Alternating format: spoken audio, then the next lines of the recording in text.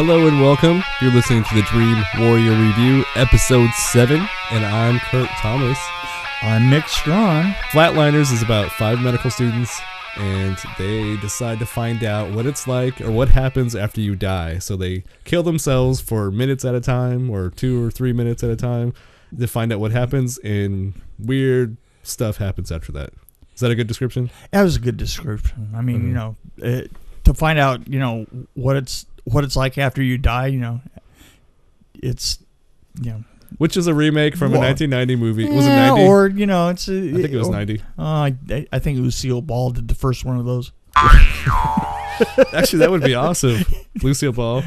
Flatliners. Or the Three Stooges would be better.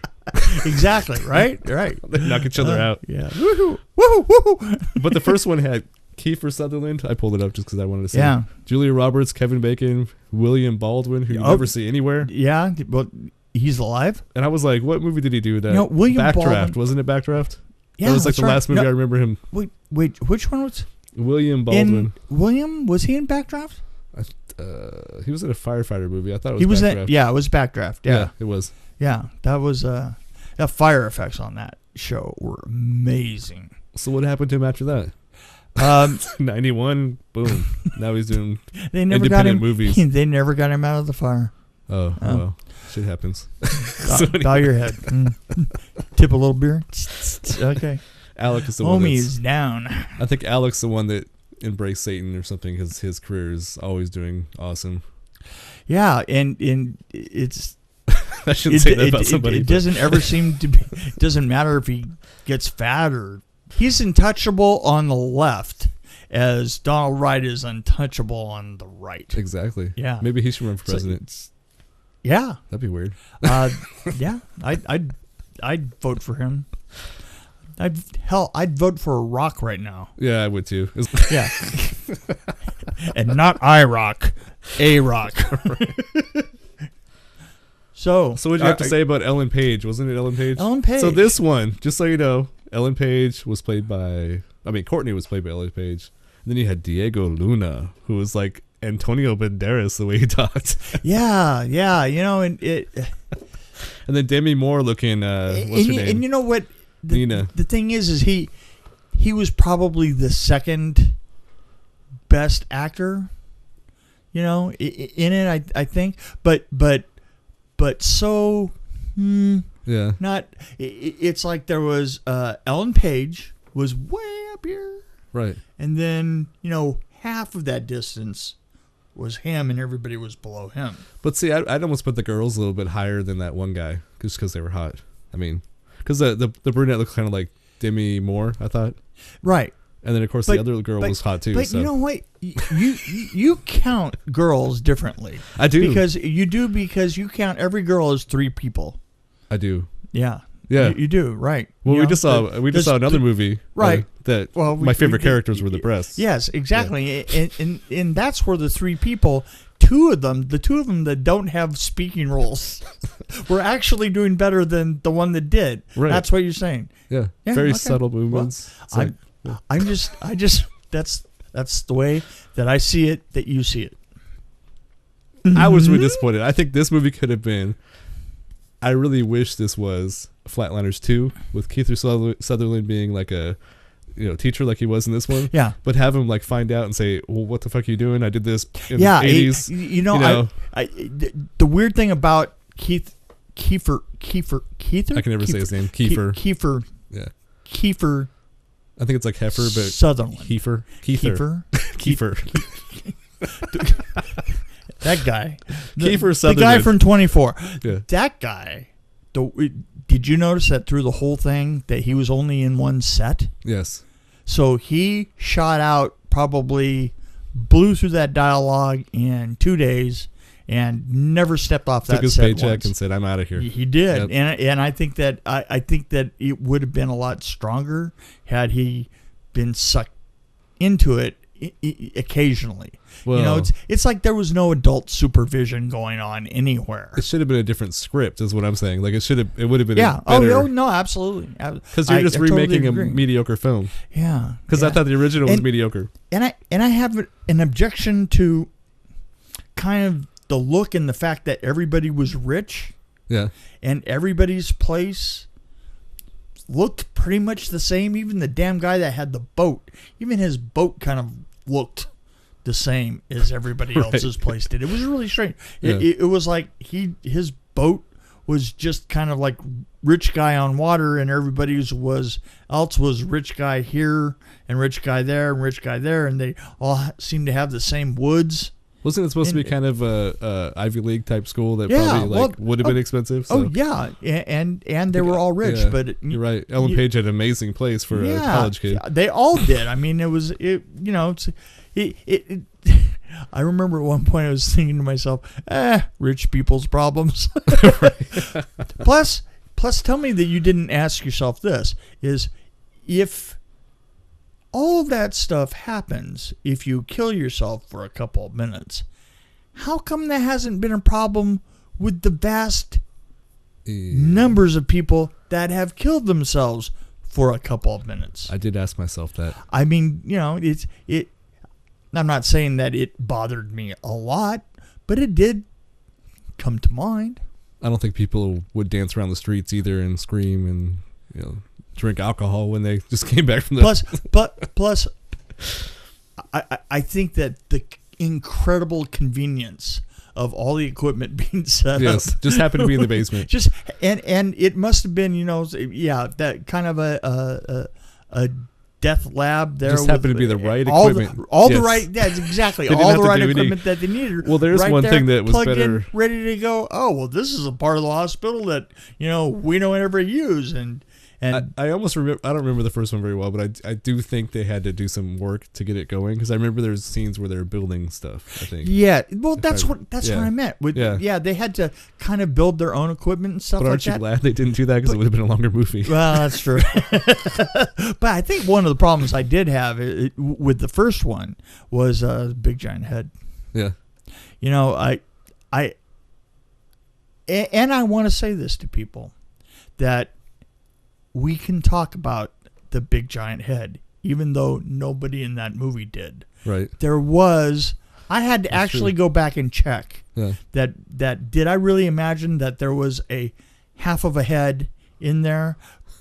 But there is a half a head that nobody ever notices or says, hey, where do you want to meet? Let's go to lunch. Oh, it's great. Where do you want to meet me? I got an idea. Meet me by the big giant head, right? Nobody even said that. And it's the only guy. I mean, the goddamn thing is the size of at least 4,500 big giant heads.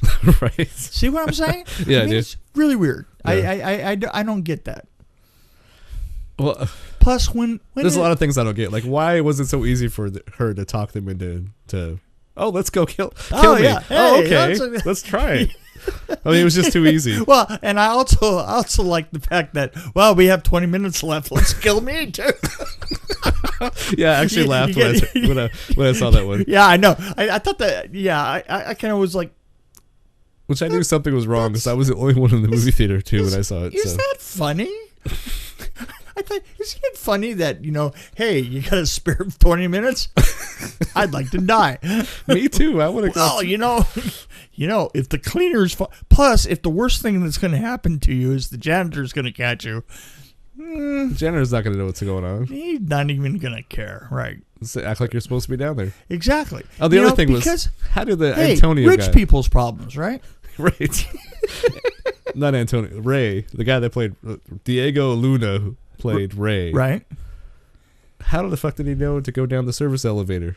Because there's when he got a text message, he immediately went to the service elevator. I was like, right. Wait a minute, what? Because he didn't even know what was going on. And then he was like, what are you doing down here? I can't do an accent, sorry. Yeah, you can't. Hey, you're right.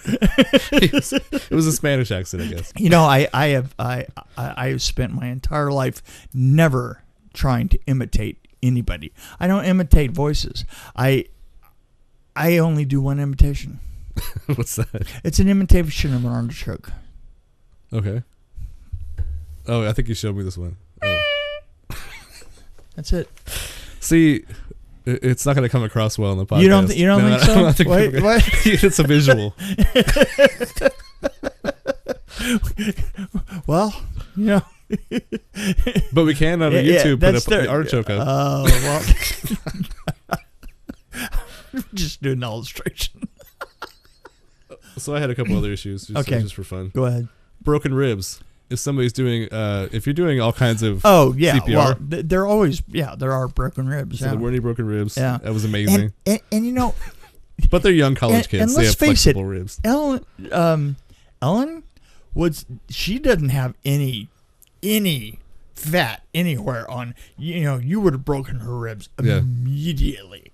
I mean, she was like this little wisp, super, actually skeletal kind of like thin thing, Yeah. You would have broken her ribs just by setting a toaster on her. Which is a common medical practice, by the way. Yeah. Ellen Page went first, and then after that, I don't know what order they went in. I can't remember. See, that's exactly how I remember the whole movie. Yes, it's like Ellen you don't remember details. And Ellen Page and Ellen Page. As soon as she was dead, then she's dead. Yeah. Right, so exactly. I liked how they ramped it up though with everyone. Like they had it was pacing that I liked. I did like that because it was like hers was kind of drawn out and kind of slow, and then right, and then everybody's was abbreviated as But then even the aftermath, like when they were experiencing weird things happening to them, it was a little bit more faster paced, like at the end. So I liked how they ramped it up. Like and I thought the dream stuff was fairly well. It was okay. It was a little bit better than mediocre.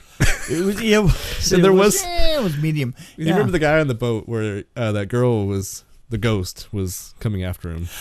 There was one part where it looked like a cardboard cutout behind him, like when she appeared. Yeah, there was one shot. And I was like, "Was that a cardboard cutout?" I thought the best though was when the girl was going down the street and she imagines that there's a guy in the back seat that pulls a bag down over her head. Yeah, and then she had to do the same exact shot without the bag because it was all in her head and like this, and that it wasn't great. it was so this is my problem with remakes. Mm-hmm. It's like they could either be they could be really good, but at the same time, if you're just remaking something that's mediocre and you're not changing your approach to it, it's going to be mediocre again. Well, so I think the whole thing as a whole just was a waste of time. I think if it was Flatliners 2 and they had a new script and maybe a different angle, maybe more dream sequences. But they did have a different angle. That's you're completely missing the fact that people survived in this one. That's true. And they got together and it changed their lives. They had a different angle. It was just boring as hell. Yeah. You see, what you're saying is they should have a different angle, and it should be, oh, wait a minute. No, that's right. Interesting. It should be interesting. Okay, I guess that's the key ingredient there. It should be interesting. It should be interesting. So we're going to sum up Flatliners like this. I think we could easily do that. I think that we're going to, let me start. Can I start? Okay. Yes. I think that, you shouldn't kill Ellen off halfway through because that leaves a gap in the acting. If you're going to change it at all, maybe you should try and change it in an interesting way instead of trying to bore us. Right. So my take on it is it's almost like somebody doing a cover song and they're basically just trying to sound like the original. Right, exactly. So I think if you're putting your own spin on it. But like I say, they were trying to improve it, but what they did is they just added a huge string section. Yeah. And that doesn't work. And the Kiefer Sutherland. We could have popped in more. We could have had him more. And I would have liked a big monologue about how you guys, you don't know what you're fucking with, blah, blah, blah, blah. I don't know. This is destiny, you people. This is destiny. Yes, something like that. Destiny. Like a Charlton Heston type speech. Where he's like, it's people. Something like that. I don't know. That probably wasn't a good example. But anyway. I'm desperately trying to think of what it was. Soylent Green is people! Yes. Listen to me, Hatcher. You gotta tell them Soylent Green is people! We've gotta stop them! Exactly. So I think we're done with this one. I think we're finished. I think it was mediocre. Yeah, And maybe I think no. it was a little bit better than mediocre. I think it was mediocre, but not nearly as mediocre as this review. Right. So if you're listening, you can, you wasted probably 10 minutes or so of 10 your life. minutes of your life that you cannot get. Can I give them your address to send nasty notes and send all my hate mail to Donald Trump. Anyway, okay. I do. Again, I'm Kurt Thomas along with Miq Strawn. Thank you for joining us on Dream Warrior Review. We welcome your feedback, and if you have any questions or burning desires or just ideas for our show, we welcome email at dreamwarriorreview@gmail.com. Our music was by Bloodgod, and please do join us next time on Dream Warrior Review.